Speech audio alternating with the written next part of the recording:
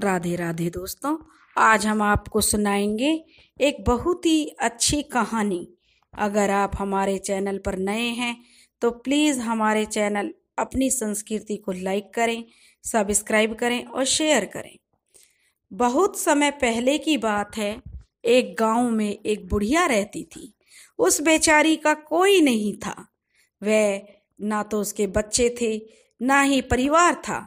वह अकेली रहती थी और गोबर के उपले बनाकर बेचती थी। उन्हीं गोबर के उपलों को बेचकर वह अपना गुजारा करती थी। उस बुढ़िया की उसमें जो बहुत पूजा पाठ करती थी और उसकी एक विशेषता थी कि वह कृष्ण जी की बहुत बड़ी भक्त थी। उठते बैठते कृष्ण का नाम जप करती थी।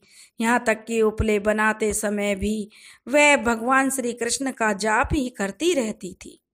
उस गांव के जो लोग थे, उस बुढ़िया को, कुछ दो तरह के लोग होते हैं, कुछ दुष्ट प्रवृत्ति के होते हैं और कुछ अच्छे होते हैं। जो अच्छे लोग थे वे बुढ़िया का मान सम्मान आदर करते थे कि बड़ी भक्ति भाव वाली बुढ़िया है, और जो दुष्ट लोग थे वे बुढ़िया की भक्ति का मजाक उड़ाते थे, कहते थे कि बुढ़िया तो पगला गई है। इस तरह से उसके दिन बीत रहे थे। धीरे धीरे वह अपने प्रभु में खोई रहती, अपने उपला अपना काम करती और जो वक्त मिलता अपने कृष्णा से बातें करती। लेकिन कहते हैं कि जो दुष्ट व्यक्ति थे उन्होंने एक रात उस बुढ़िया के सारे उपलों को चुरा लिया, क्योंकि वह उस बुढ़िया को परेशान करते थे, उसको कष्ट में देते थे कि यह तो पागल है, उसे पागल कहते थे। लेकिन वह तो सचमुच में कृष्णा के नाम में पागल थी।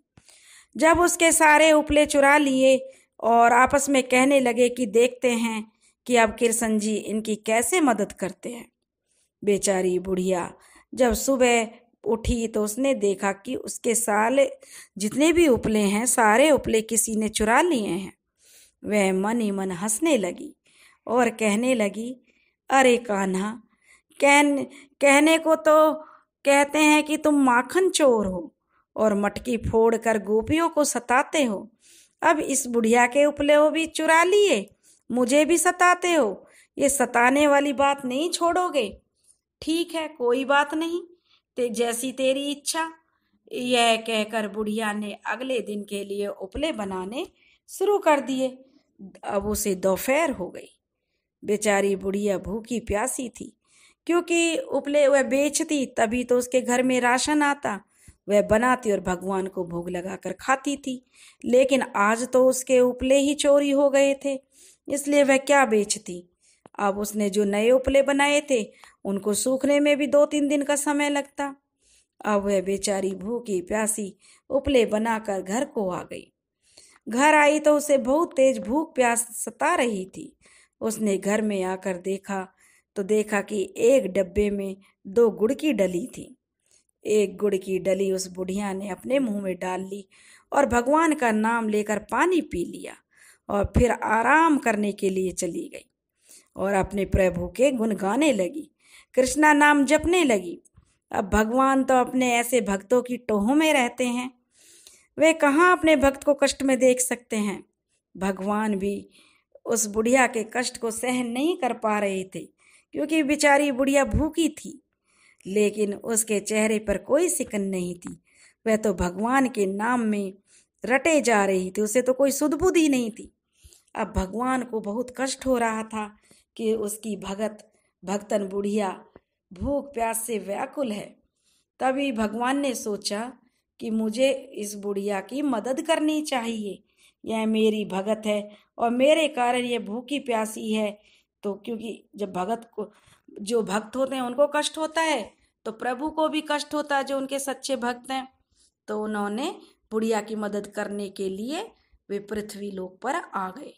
अब श्री कृष्ण भगवान ने एक साधु का भेष धारण कर लिया और उस बुढ़िया के घर पर पहुंच गए और वहां पर जाकर अलख निरंजन कहने लगे। तो बुढ़िया अपनी झोपड़ी के दरवाजे पर आई और कहने लगी, कहो साधु बाबा क्या चाहिए। तब श्री कृष्ण भगवान जो कि साधु बने हुए थे कहने लगे कि मुझे कुछ खाने को चाहिए, मुझे बहुत भूख लगी है। तब बुढ़िया कहने लगी कि मुनिवर, मेरे पास खाने के लिए कुछ नहीं है। फिर कुछ देर सोचकर कहने लगी कि रुकिए। उसने घर में गई और जो गुड़ की डली बची हुई थी उसे उठाकर ले आई और साधु बाबा को एक जल लोटा भर कर लाई। साधु बाबा को वह गुड़ दे दिया और कहने लगी कि साधु बाबा, आप यह गुड़ खा लीजिए और ऊपर से शीतल जल पी लीजिए, आपकी भूख शांत हो जाएगी। भगवान तो उस गुड़ को और शीतल जल को पीकर निहाल हो गए।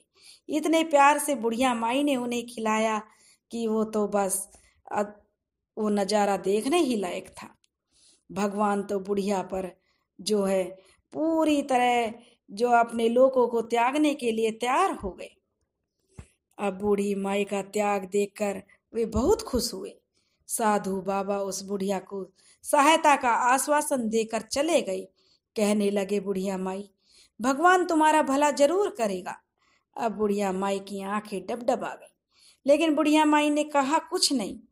अब जो साधु बाबा आए थे वे गांव के सरपंच के जो गांव का सरपंच होता है उसके घर पहुंच गई और उन्होंने सरपंच से कहा कि सरपंच जी, सुना है इस गांव के बाहर जो बुढ़िया रहती है उसके उपले किसी ने चुरा लिए हैं। वह बेचारी इतनी गरीब है कि जो अपने उपले बनाती है उन्हीं से उसका गुजारा होता है। बेचारी का जो घर का खर्च है उन उपलों से चलता है। उसके उपले किसी ने चुरा लिए हैं और वह बेचारी भूखी प्यासी अपने घर में पड़ी है। सरपंच भी जो बहुत ही अच्छा इंसान था, उसने कहा कि साधु बाबा, यह तो सच है कि उसके उपले किसी ने चुरा लिए हैं, लेकिन गांव में सबके उपले एक जैसे हैं, कैसे पहचानेंगे कि कौन से बुढ़िया माई के हैं। तब साधु बाबा ने कहा कि मेरे पास एक सिद्धि है। अगर गांव के सभी लोग सारे अपने उपलों को इकट्ठा कर ले तो मैं सिद्धि के बल पर उस बुढ़िया के सारे उपले अलग कर दूंगा। अब जो गांव का सरपंच था उस सोचने लगा कि चलो अच्छा है, किसी का भला हो जाए। बड़ा ही अच्छा आदमी था सरपंच तो। वह बोला कि साधु महाराज ठहरिए, मैं अभी गांव के लोगों को बोल देता हूँ।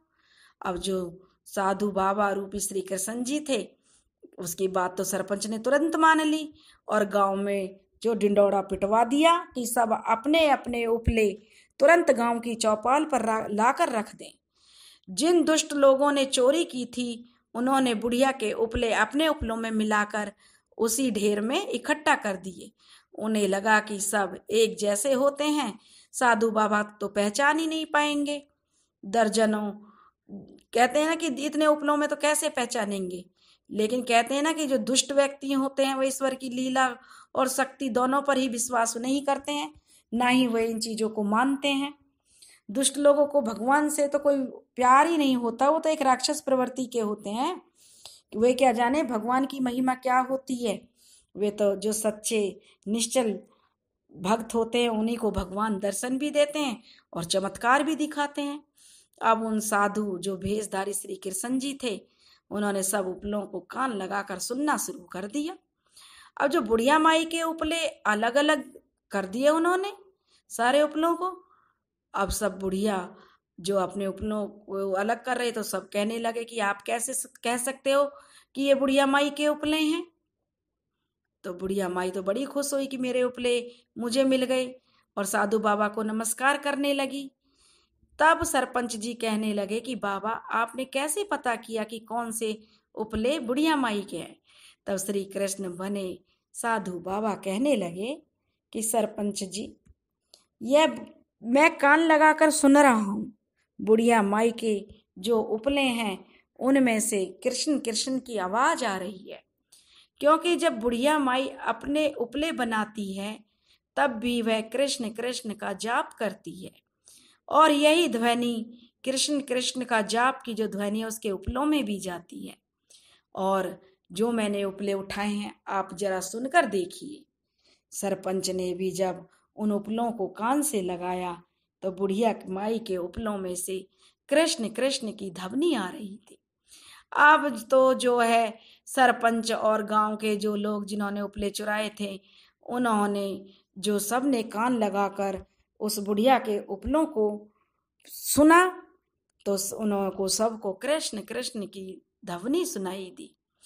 अब वे दुष्ट बाबा से कहने लगे कि बाबा हमें माफ कर दो, और उस साधु बाबा के चरणों में गिर गए। साधु बाबा कहने लगे कि माफ करने वाली तो बुढ़िया अम्मा है, तुमने उनके उपले चुराए हैं, उनसे माफी मांगो। लेकिन बुढ़िया माई तो बड़ी कोमल हृदय थी, वह तो बेचारी ये चीजें जानती ही नहीं, तो वह तो अपने कृष्ण के नाम में रटी रहती थी। उसने उन सबको माफ कर दिया और कहने लगी कि मुझे तो कुछ नहीं, मेरे उपले मिल गए, मेरा कृष्ण का नाम मिल गया, मुझे कुछ नहीं चाहिए, नहीं मुझे किसी को सजा देनी है। बुढ़िया माई अपने उपले पाकर बहुत खुश थी। अब वह बुढ़िया हमेशा की तरह उपले बनाती और ईश्वर का नाम लेती, और उनके नाम में इतनी ताकत थी कि वे नाम जो है उपलों में भी चला जाता। और वे कान लगा कर यह सुन ले, कोई भी बुढ़िया के उपलों में से कृष्ण कृष्ण की ध्वनि आती है। तो दोस्तों, भगवान का नाम जपना चाहिए, जिससे कि ईश्वर की कृपा हम लोगों पर बनी रहे और सब संकट से बचे रहें। अगर कहते हैं ना, अगर सुख के दिनों में तुम भगवान को याद करोगे तो दुख नहीं होगा। लेकिन लोग क्या है, कहते हैं ना, सुख में सुनार दुख में राम। सुख में तो भगवान को जपना भूल जाते हैं और दुख में फिर प्रभु को याद करते हैं। अगर सुख में जप लो तो दुख काहे को हो। सो दोस्तों, भगवान का नाम जब भी तुम्हें समय मिले, समय ना मिले तो चलते फिरते जैसे भी है, आप भगवान का नाम जरूर रटें। भगवान तो ये नहीं कहते कि तुम ये करो, उनका बस नाम ले लो, उसी से खुश होते हैं। दोस्तों, अगर आपको हमारी कहानी पसंद आई हो तो प्लीज़ हमारे चैनल अपनी संस्कृति को लाइक करें, सब्सक्राइब करें और शेयर करें। राधे राधे।